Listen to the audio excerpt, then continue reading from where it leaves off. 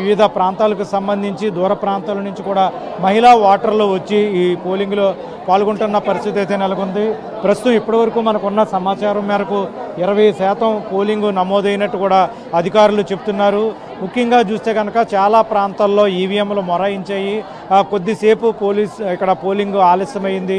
అయితే ఈవీఎంలను రీప్లేస్ చేసిన నేపథ్యంలో మళ్ళీ అక్కడ పోలింగ్ కూడా ప్రారంభమైన పరిస్థితి అయితే నెలకొంది.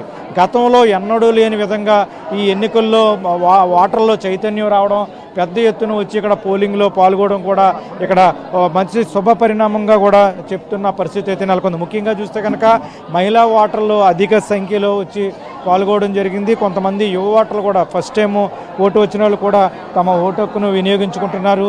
ముఖ్యంగా చూస్తే కనుక ఏజెన్సీ ప్రాంతంలో కూడా ఆ మావోయిస్టు ప్రభావిత ప్రాంతమైన అల్లూరి సీతారామరాజు జిల్లాలో కూడా ఇక్కడ పోలింగ్ శాతం పెరుగుతుంది. ఇప్పటి వరకు కూడా 15% పోలింగ్ శాతం పెరిగింది. మావోయిస్టు ప్రభావిత ప్రాంతం నేపథ్యంలో అత్యంత సమస్యాత్మకమైన ప్రాంతాల్లో అక్కడ హెలికాప్టర్లను వినియోగిస్తున్నారు. అక్కడ కట్టుదిట్టమైన భద్రత కూడా ఏర్పాటు చేస్తారు. మనం చూడవచ్చు ఈ పోలింగ్ కేంద్రం అంతా కూడా మహిళలు చైతన్యం చూడొచ్చు. ఎక్కడ చూసినా మహిళలే, మొత్తం ఏ పోలింగ్ కేంద్రం దగ్గర చూసినా మహిళా ఓటర్ల చైతన్యం చూడొచ్చు. పెద్ద ఎత్తున బార్లు తీరి ఉదయం 7 గంటల నుంచి కూడా క్యూ లైన్లోనే ఉండి అధికారులు సరైన సదుపాయాలు ఏర్పాటు చేయకపోయినప్పటికీ కూడా మహిళా ఓటర్లు వచ్చి పోలింగ్ కేంద్రాలకు తమ ఓటు హక్కు వినియోగించుకుంటున్నారు. మనం విజువల్స్లో చూడవచ్చు. మొత్తం మహిళలతో కిక్కిరిసిన దృశ్యాలను కూడా మనం విజువల్స్లో చూడవచ్చు. ఉదయం 7 గంటల నుంచి ఇదే పరిస్థితి నెలకొంది.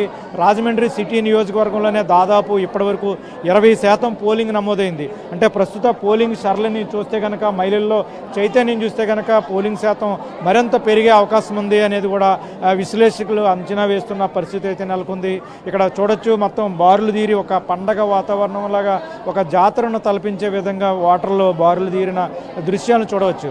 అంబేద్కర్ కోనసీమ జిల్లాలో కూడా ఇదే పరిస్థితి నెలకొంది. ముఖ్యంగా హైదరాబాదు, బెంగళూరు, ఇతర దేశాల నుంచి కూడా ఓటర్లు ఇక్కడికి వచ్చి తమ ఓటు హక్కును వినియోగించుకుంటున్నారు. ఇక్కడ సరైన సదుపాయాలు కల్పించకపోయినప్పటికీ కూడా ఓటర్లు స్వచ్ఛందంగా వచ్చి మార్పు కోసం తమ ఓటు హక్కును వినియోగించుకుంటున్న పరిస్థితి అయితే నెలకొంది. మనం ఇప్పటివరకు విజువల్స్లో చూసాం. మొత్తానికి అత్యంత సమస్యాత్మకమైన ప్రాంతాలకు సంబంధించి తూర్పుగోదావరి జిల్లాలో 375 అత్యంత సమస్యాత్మకమైన ప్రాంతాలు ఉన్నాయి. అక్కడ వెబ్ కాస్టింగ్ ద్వారా కూడా అధికారులు పోలింగ్ సరళిని పరిశీలిస్తున్నారు. పోలీసులను కూడా భారీగా మోహరించారు. ఎక్కడ కూడా ఎటువంటి అవాంఛనీయ సంఘటనలు జరగకుండా ప్రశాంత వాతావరణంలో ప్రస్తుతం అయితే పోలింగ్ ప్రక్రియ జరుగుతుంది. ఇది విజయచంద్రిక తూర్పుగోదావరి జిల్లాలో పోలింగ్ సరళికి సంబంధించిన పరిస్థితి. Thank you Rajababu, thanks for updates. ఇది ఏపీ వ్యాప్తంగా కూడా భారీ